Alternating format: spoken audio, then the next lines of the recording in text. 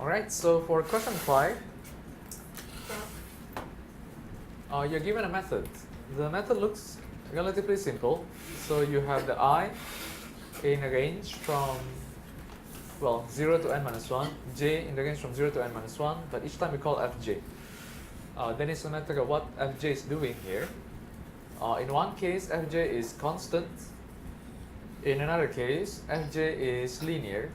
Now, constant means that every time we call fj, no matter what the j is, we always run a constant number of steps, which is in this case is t. If fj is linear, that means that if the input is j, then the number of steps we're going to run is going to be j.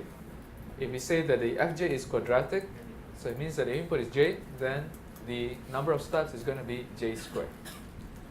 Right?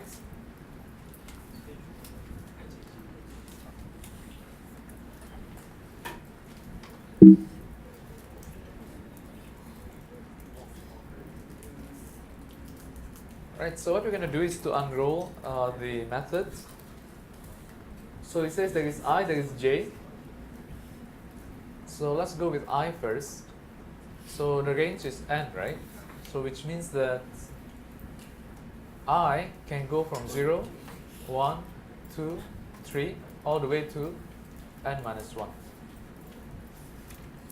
Now for every I, we are going to go inside another loop, which is j.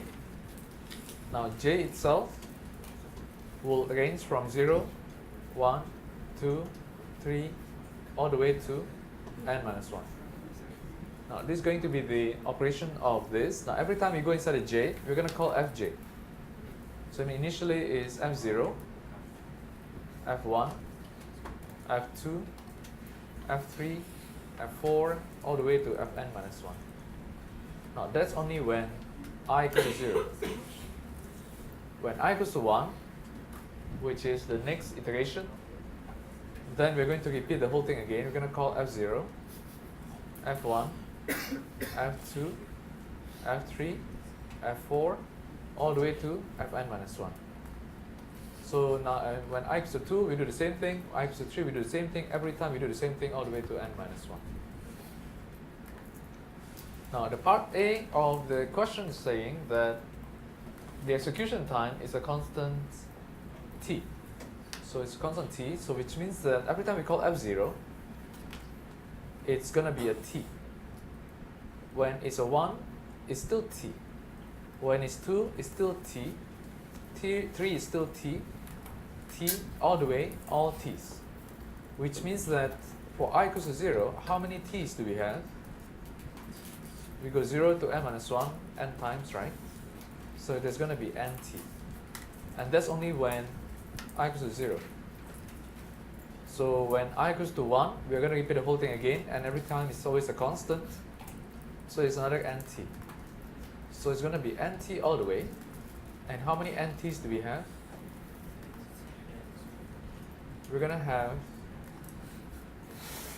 n times of nt, right? Because here it's still going to be t. So which means that in total, when you add them up, what you're going to get is n squared of t. Now when you have the total number of steps to be n squared of t, what is the big O? T is a constant. So if t is a constant, we can drop the t, right? So it's just going to be O n squared. So that is the part A.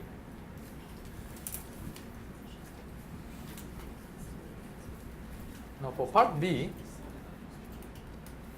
is asking for something a little bit different, because then it's saying now that fi or fj is linear. So linear means that if you put in the j value, then it's going to run for j number of times. So which means that when it's f0, it's going to be 0. When it's 1, it's going to be 1. When it's 2, it's going to be 2, 3, 4. Finally, it's n minus 1, so it's n minus 1. Now, in that case, how many times, what if you are going to add them all up, right? So what's going to be the total sum? So 0 to n minus 1.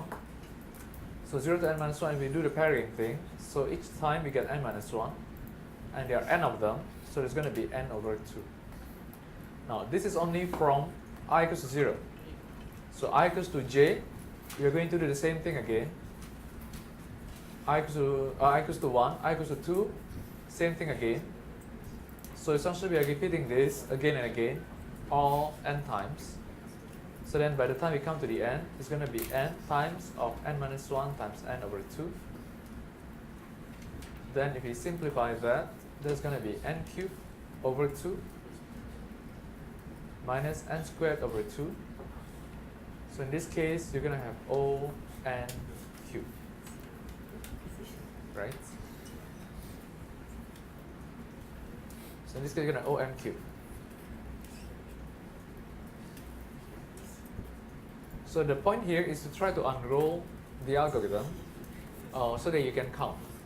So that's why we try to cover counting in the first week so that you can use it for the subsequent times when we talk about complexity.